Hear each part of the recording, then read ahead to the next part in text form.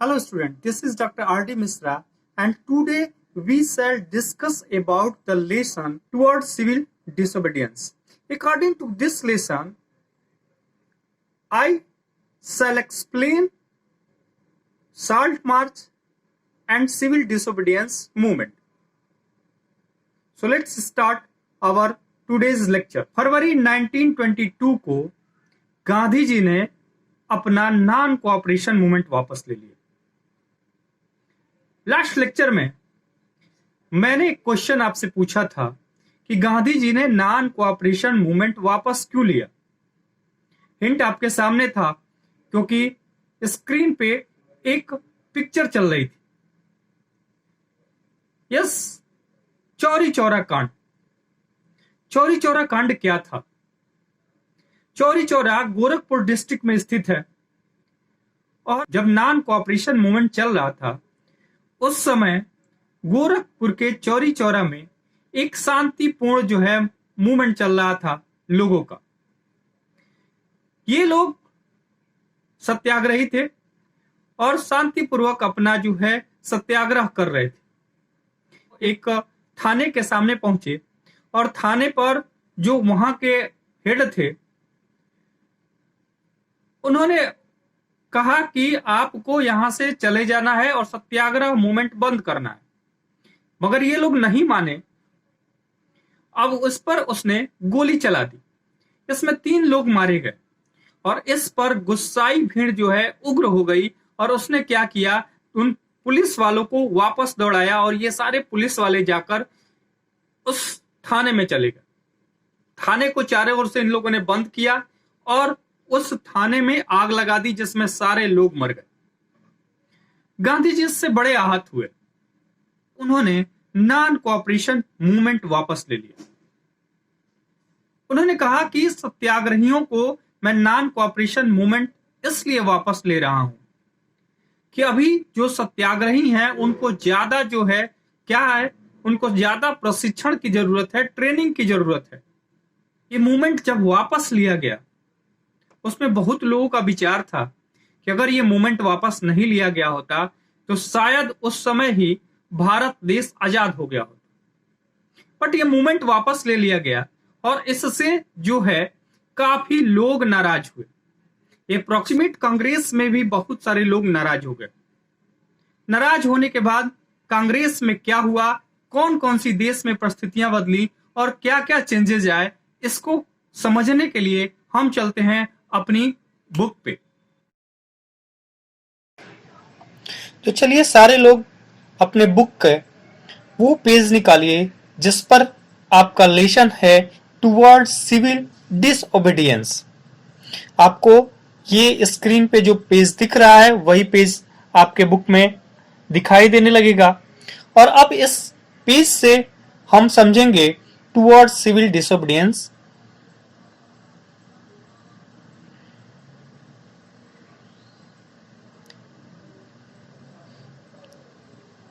बहुत सारे लोग कांग्रेस के इस तरह के जो मूवमेंट हो रहे थे, सत्याग्रह मूवमेंट, उससे जो है थक गए थे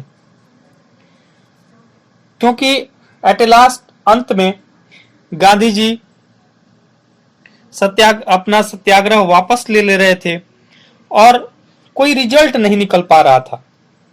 इसलिए अब वो चाहते थे कि जो प्रोविंस काउंसिल के जो इलेक्शन होने वाले हैं उसमें पार्टिसिपेट करें। गवर्नमेंट ऑफ इंडिया एक्ट 1919 के तहत ये प्रोविंशियल काउंसिल के इलेक्शन होने वाले थे और इसमें अब कांग्रेस के भी काफी लीडर जो है पार्टिसिपेट करना चाहते थे। उनका मानना था कि हम लोग ये सत्याग्रह मूवमेंट वगैरह करके जो ब्रिटिश वर्क की कांग्रेस के ये लीडर जो पार्टिसिपेट करना चाहते थे प्रोविंशियल काउंसिल के इलेक्शन में, उनकी आइडिया ये थी, उनकी सोच ये थी कि काउंसिल में रहते हुए ब्रिटिश जो पॉलिसी है उसको अपोज करना आसान हो जाएगा। दूसरा, यह भी कहना आसान हो जाएगा कि इसमें रिफॉर्म की जरूरत है। और तीसरा, डिमॉन्स्ट्रेट करना आसान हो जाएगा कि ये जो काउंसिल है ये जो है ट्रूली डेमोक्रेसी पर बेस नहीं है। सी.आर. दास और मोतीलाल नेहरू ने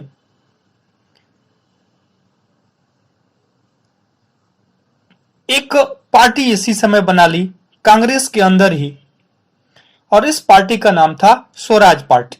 इसको आप अंडरलाइन कर लीजिएगा। सी.आर. दास और मोतीलाल नेहरू ने काउंसिल जो पॉलिटिक्स है उसमें वापस लौटने के लिए कांग्रेस के भीतर ही एक स्वराज पार्टी बना डाला। जवाहरलाल नेहरू और सुभाष चंद्र बोस जैसे युवा नेता चाहते थे कि उग्र जो है मूवमेंट होना चाहिए, लोगों का उग्र मूवमेंट होना चाहिए, और इसी से ही उनको जो है पूर्ण स्वतंत्रता मिल सकती है। जो इंटरनल डिबेट्स चल रहे थे, इसके अलावा जो डिसएग्रीमेंट का जो एटमॉस्फेयर था, इसके बीच दो ऐसे फैक्टर हुए जिसने भारत की पॉलिटिक्स की जो रूपरेखा है वो एकदम से बदल दी। पहला जो फैक्टर था वो था the effect of the world wide economic depression, यानी विश्वव्यापी आर्थिक मंदी का असर। 1926 से में क्या हुआ, जो एग्रीकल्चर प्रोडक्ट था उसकी जो कीमत है वो गिरने लगी। 1930 के बाद तो पूरी तरह से धराशायी हो गई।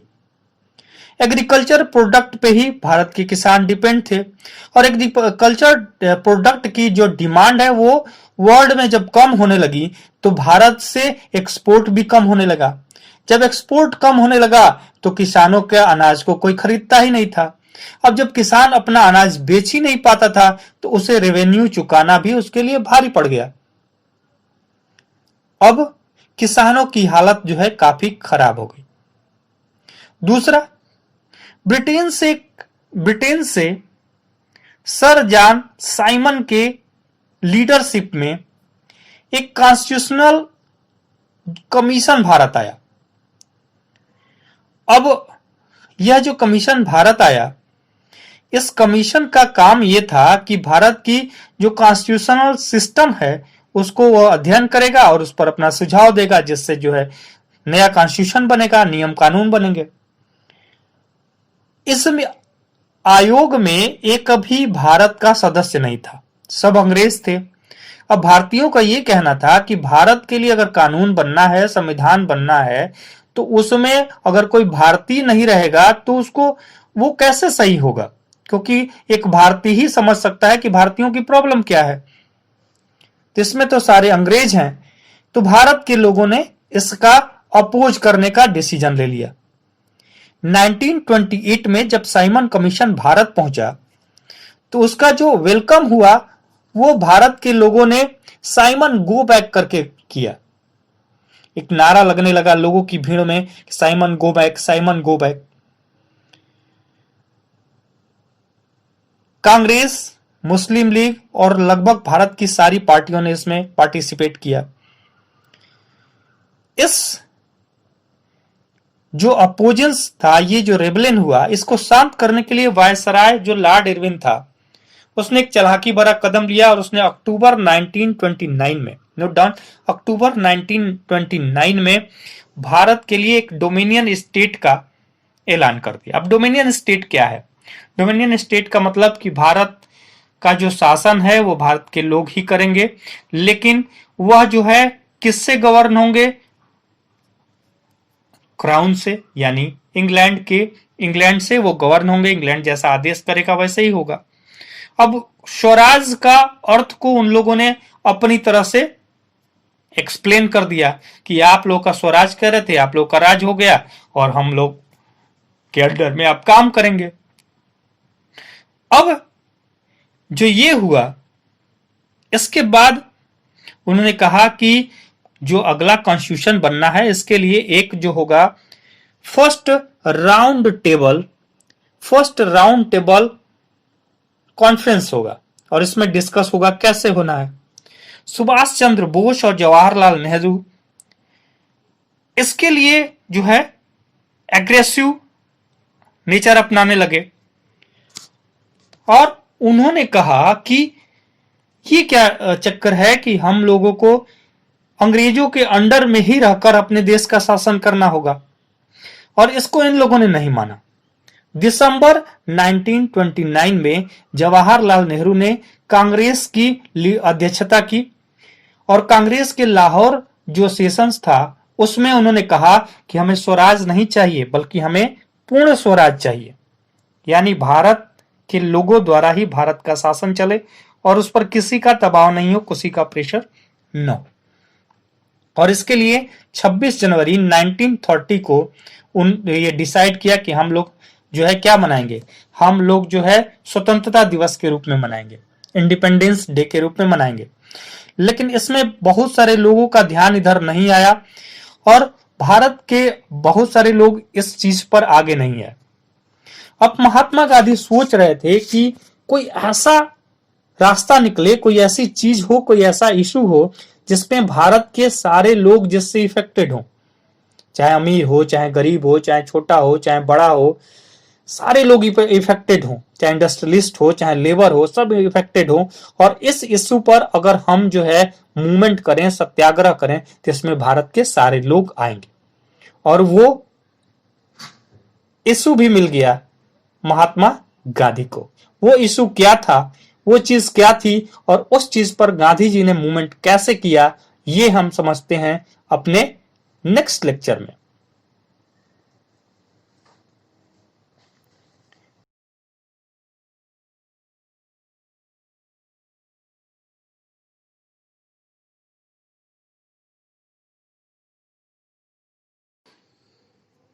Salt march and civil disobedience movement. तो पिछले लेक्चर में मैंने आपको समझाया कि गांधी जी कोई एक ऐसा इशू चाहते थे, कोई ऐसा सब्जेक्ट चाहते थे जिसपे भारत के सारे लोग जो है एकजुट हो जाएं, और ये चीज मिल भी गया। और ये चीज क्या थी? साल्ट। महात्मा गांधी को नमक एक जो है साल्ट एक पावरफुल सिंबल दिखाई दिया और 31 जनवरी 1930 को उन्होंने वायसराय इरविन को एक लेटर लिखा। इस लेटर में उन्होंने 11 डिमांड का जिक्र किया। ये इनमें से कुछ जो थी वो जनरल डिमांड थी, जबकि कुछ डिमांड जो है इंडस्ट्रियलिस्ट से लेकर फार्मर तक सबसे जुड़ी हुई थी। गांधी जी इन डिमांड्स के जरिए भारतीय सोसाइटी के सभी क्लास को जोड़ना चाहते थे ताकि सभी इसमें शामिल हो सके। इसमें सबसे जो इंपॉर्टेंट डिमांड थी वो थी जो है सॉल्ट टैक्स को खत्म करने की। सॉल्ट जो है अमीर गरीब सभी इस्तेमाल करते थे, यह भोजन का एक अच्छा हिस्सा भी था। इसलिए नमक पर और उसके प्रोडक्शन पर जो गवर्नमेंट की जो टैक्स लगते थे उस पर सारे लोग नाराज थे। महात्मा गांधी ने इस लेटर में एक अल्टीमेटम दिया। उन्होंने लिखा था कि 11 मार्च तक अगर उनकी डिमांड नहीं मानी गई तो वो क्या करेंगे, कांग्रेस एक सिविल डिसोबीडियंस मूवमेंट छेड़ देगी। इरविन झुकने को तैयार नहीं था, अतः महात्मा गांधी ने क्या किया कि अपने 78 ट्रस्टेड वॉलंटियर के साथ उन्होंने साल्ट मार्च स्टार्ट कर दी। जो पुराना 500 का नोट था उस पर हमें साल्ट मार्च की झलक मिलती थी। तो गांधी जी जो है क्या किए, अपनी यात्रा शुरू करे और यह यात्रा साबरमती में गांधी जी का जो आश्रम था वहां से 240 मीटर, नोट डाउन, 240 दूर एक दांडी जो जगह था गुजरात का जो है समुद्र तट पे था, वहां पे जाकर खत्म होनी थी। गांधी जी ने जो अपनी टोली थी वो 24 दिन तक हर रोज लगभग 10 मील का सफर तय किया। गांधी जी 24 दिन तक लगातार चलते रहे और हर रोज 10 मील चलते थे और 10 मील चलने के बाद वहां रुक जाते थे। रुकने पर वहां पर हजारों लोग सुनने आते थे। इन सारा जो सभा थी वहां पर गांधी जी अपने स्वराज का अर्थ स्पष्ट करते थे और जो अंग्रेजों द्वारा स्वराज समझाया गया था जो उससे अलग था। अंग्रेजों वो कहते थे कि अंग्रेजों की जो नियम है, जो कानून है, उसको शांतिपूर्वक वो क्या करें, सविनय अवज्ञा आंदोलन, यानी सविनय कहिए कि हम उसको नहीं मानेंगे, एकदम नॉर्मल से एकदम हाथ जोड़ के कहिए कि हम उसको नहीं मानेंगे। 6 अप्रैल को वो दांडी पहुंचे और वहां पर वो समुद्र का पानी जो है बॉयल करके जो है नमक निकाला। अब ये जो है नमक का जो रूल था, जो लॉ था, उसके ये खिलाफ था। यहीं से सिविल डिसोबीडियंस मूवमेंट स्टार्ट हो गया। सिविल डिसोबीडियंस मूवमेंट जो है नॉन कोऑपरेशन मूवमेंट से किस तरह अलग था? इस बार लोग केवल कोऑपरेशन नहीं करने की ही नहीं सोच रहे थे, बल्कि उनका ये भी था कि हम क्या करेंगे, हम अंग्रेजों के जो लॉ है उसको भी तोड़ेंगे। और देश के लगभग विभिन्न भागों में हजारों लोगों ने नमक तोड़ा और सरकारी जो नमक के कारखाने थे, फैक्ट्रियां थी, उसके सामने जो है डेमोन्स्ट्रेशन किया, प्रदर्शन किया। मूवमेंट फैला तो फिर से नॉन कोऑपरेशन में जो फॉरेन क्लॉथ का जो बाइकाट हो रहा था वो फिर स्टार्ट हो गया। फिर शराब की दुकानों की पिकेटिंग होने लगी और किसानों ने जो है लगान और जो है टैक्स देने से इनकार कर दिया। गांव में जो कर्मचारी रहते थे वो भी रिजाइन करने लगे। जंगलों में जो ट्राइबल्स रहते थे वो भी जो है लॉ का जो है उल्लंघन करने लगे। और जो लकड़ी बीनने वाले ट्राइबल्स थे या मवेशियों को चराने वाले थे वो भी उन वनों में घुसने लगे जहां पर रूल बना था कि वो लोग नहीं घुस सकते। अब ये जो घटनाएं हुई इससे इंग्लिश जो गवर्नमेंट थी वो काफी नाराज हो गई और वो इसमें कांग्रेसी लीडर को कैप्चर करने लगी, गिरफ्तार करने लगी। फिर कई जगह पर वायलेंस भी स्टार्ट हो गए। अप्रैल 1930 में महात्मा गांधी के एक ट्रस्टेड जो है फ्रेंड थे अब्दुल गफ्फार खान को गिरफ्तार कर लिया। तो भीड़ जो है गुस्सा गई और उसने जो है पुलिस की गाड़ियों पर हमले बोल दिए। पुलिस भी अब उधर से उन पर गोलियां चलाना शुरू कर दी और बहुत सारे लोग मारे गए। महीने भर बाद जब महात्मा गांधी को भी गिरफ्तार कर लिया गया तो फिर सोलापुर में जो इंडस्ट्रियल लेबर थे वो भी जो इंग्लिश गवर्नमेंट का जो सिंबलाइजेशन था, जैसे पुलिस चौकी या म्यूनिसिपालिटी बिल्डिंग्स, अदालत, रेलवे स्टेशन, सब पर हमले होने शुरू हो गए। और इससे जो है डर कर गवर्नमेंट, जो इंग्लिश गवर्नमेंट थी, उसने जो है उन सब पर गोलियां चलाना शुरू कर दिया, मारना शुरू कर दिया। औरतें, बच्चों को पीटा गया और लगभग 1 लाख लोगों को गिरफ्तार कर लिया गया। महात्मा गांधी फिर जो है अपने मूवमेंट को वापस ले लिए और 5 मार्च 1931 को उन्होंने इरविन के साथ एक एग्रीमेंट पे साइन कर दिया। इसी एग्रीमेंट को कहा जाता है Gandhi Irwin agreement, Gandhi Irwin pact 1931। कई बार पूछता है।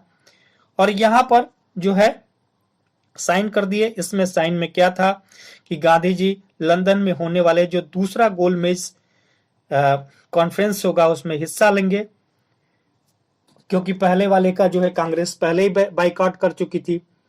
और दूसरा था कि गांधी जी जब जाएंगे वहां पर तो यहाँ पे जो पॉलिटिकल जितने भी कैदी किए गए हैं लोग, उनको इंग्लिश गवर्नमेंट आजाद कर देगी। ये इरविन की एक अच्छी चाल थी। गांधी जी 1931 में लंदन पहुंचे और यहां पर जो है इंग्लिश गवर्नमेंट ने अच्छे तरीके से भारत के लोगों का दमन शुरू कर दिया। गफ्फार खान और जवाहरलाल